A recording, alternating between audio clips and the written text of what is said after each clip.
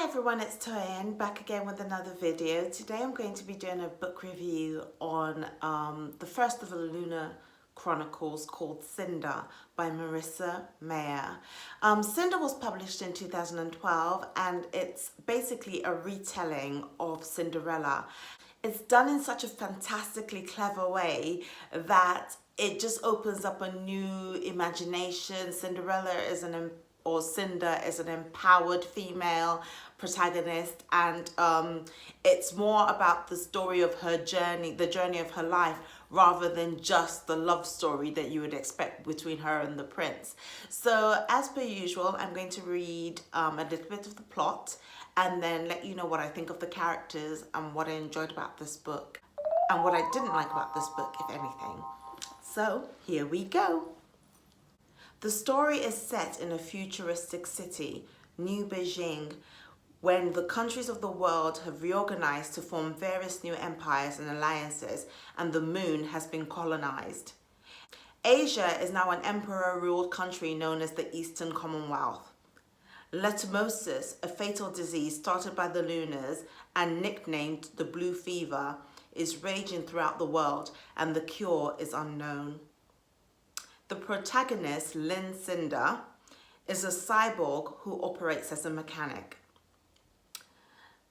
She works at a stall at a local street market in New Beijing and lives under the guardianship of a cruel stepmother, Lin Audrey, along with her two stepsisters, Lin Pearl and Lin Feeney. Early in the story, she meets Prince Kai, who asks her to fix a personal android. Cyborgs are treated as second-class citizens, so Cinder hides her identity from Kai. Soon, Feeney falls sick with leishmaniasis after accompanying Cinder to a junkyard to collect spare parts for a repair. In anger, Cinder's stepmother volunteers Cinder for plague research. When Cinder is injected with a strain of leishmaniasis, it is discovered that she is immune to the disease. Dr. Erland, the head researcher, starts to do research on Cinder's immunity, which leads to research on Cinder's unique physiology, her cyborg implants, and eventually Cinder's life prior to becoming a cyborg at the age of 11, which Cinder has no memory of. At the same time, Prince Kai's father, Emperor Rickon, something like that, dies of the plague, resulting in the prince becoming emperor of the Eastern Commonwealth. There is pressure to create an alliance between the Earth's countries and the Moon country, Lunar, led by Queen Lavana. The Lunars have the ability to manipulate the bioelectricity of people around them and make them see what they want them to see, and even control their thoughts and actions. The proposed alliance is through Emperor Kai marrying Queen Lavana. However, Emperor Kai wants to thwart this plan by finding someone else to marry first. He is also searching for information regarding the rightful heir to Lunar, which is what his android was looking for before it broke. Earthens believe that somehow Princess Celine, the daughter of the late Lunar Queen, whose name is Queen Channery Blackburn, survived a nursery fire set up by Queen Lavana. Now, I'm going to stop right there because if I read any more, it would kind of give away the entire plot of the book. But essentially, you kind of get where it's going. There is something a lot more sinister going on between Earth and Lunar, the colony that's been set up on the moon. And basically, Kai is trying to find out what's going on, why the Earthens are getting sick, what's the big secret that is being hidden on Lunar, what happened to the real princess of Lunar, who basically was meant to die in this fire. And as you can guess, you know, it's a fairy tale, so it probably might be, we don't know, could be Cinder. Even though most of what I've read touches on what's going on Lunar and Prince Kai's investigations about Lunar, basically the story really focuses on Cinder. It focuses on her hardships as a cyborg, the second-class citizen. She's basically working in servitude for her stepmother in the mechanic shop, and as she's working in servitude, she's, it's tricky for her. She's doing what she loves. She's able to get away from her stepmother and basically work as a mechanic, learn how to repair things. But she can't earn any money for herself because it all has to go to the stepmother. And when Prince Kai comes and asks her to fix the cyborg is called Aiko, and that's a character in itself. She basically discovers some things that she's not meant to discover. And in trying to escape the research facility that she's been sent to, she has to kind of get this information to Prince Kai somehow, and which basically unlocks what's been going on between Earth and Lunar. The other characters, Dr. Erland, Queen Levana, Aiko, they are so very well developed. I absolutely fell in love with Aiko. She was just so endearing. Aiko was everyone's best friend. She was just that lovable character that if you didn't like Aiko would have to wonder what was wrong with you. She was just that kind of character, even though she was an android. And she was also a character that could change her image at any given second, and I really, really enjoyed that about her. Dr. Erland was an interesting character. You weren't sure whether he was good or bad, whether he was somebody that Cinder could trust, or whether she should have just run screaming in the opposite direction. And as the other books in the series progress, his character kind of develops as well, and you tend to kind of understand where he's coming from and have some kind of affinity for him, so to speak. Queen Levana was a very, very complicated villain.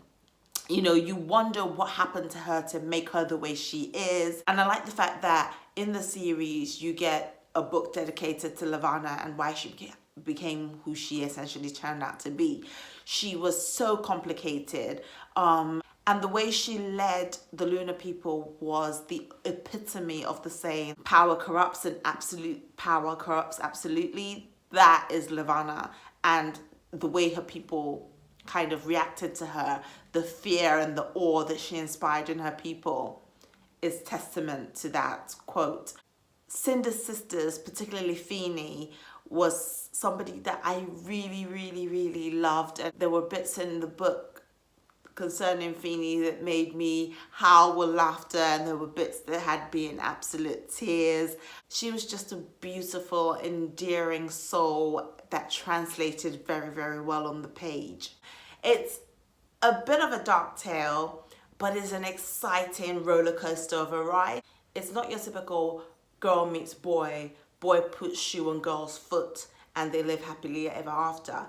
Cinder is the hero of the story. So that is very refreshing because she's not waiting to be saved, so to speak. She's the one doing the saving. And she's not just saving one individual, she's saving two entire races, the Lunar people and the Earthers. The thing I loved about this book is the fact that it's not race specific. So, you don't read the book having an expectation of what they look like in mind. And because it's set in New Beijing, you kind of get the sense that, it could be anybody. It could be somebody that looks like they're of Asian descent. In fact, I think Prince Kai, in my imagination, was somebody that looked of Asian descent. And then Cinder, was also kind of, like I don't even know how to describe Cinder because I don't want to give it away. I don't want to say that, where she essentially might come from because that might give away the plot. But as you go on in the Lunar Chronicles series, I think Winter is described to me as somebody that could very easily look like myself. And I just really loved that. You don't imagine a specific kind of race. There's a lovely blend of everybody. So that's why I think it would be great for kids, because they can imagine the characters and see themselves in the characters. I think that is so brilliantly well done by Marissa Meyer that I commend her for that. Another thing that I absolutely love is the fact that in all of the books, the hero is a heroine, so they're all female-led protagonists, strong female leads. females that are kind of saving the day essentially, and I just absolutely love that because it departs from the whole damsel in distress kind of feeling that you get from traditional fairy tales, because in this case maybe it's a dude in distress. I don't know how to describe what the guy in distress might be like, so we'll go from damsel in distress to dude in distress. So I absolutely loved that. And all the stories kind of feed into each other because it's basically a series of 4 books or 5 books. So there is Cinder, Scarlet, Cress, Fairest and Winter. And in Cinder, you get introduced to the characters that you're going to meet in Scarlet, and then in Scarlet you get introduced to characters you're going to meet in Cress, and so on and so forth. So it basically kind of gives you a bit of a teaser to the next book in the series. I absolutely loved this. I'm a great fan of Hans Christian Andersen, who I think was the initial author of the Cinderella story, and I love the way that Marissa Meyer has modernized it. So it's kind of like Blade Runner meets Cinderella meets, I don't know, Katniss Everdeen meets some kind of cyborg, I don't know, 7 of 9 from, you know, Star Trek. That's basically it. So if you like any of those characters, you're going to really, really love the characters in Cinder and the way the story is told. There's space travel, there is fantasy, there is sci-fi. It's just a wonderful blend of the 3 genres, so to speak. So that's sci-fi, fantasy and romance mixed together, and it's just so well written. I know that this book is available on Audible, but I would also encourage you to buy the entire series, because once you read Cinder, you're going to want to read Scarlet, and so on and so forth. So I hope you enjoyed this review. I hope it kind of gave you enough to whet your appetites, and the next time you see me, I'll be reviewing Scarlet. So please like, share and subscribe. Until next time, bye.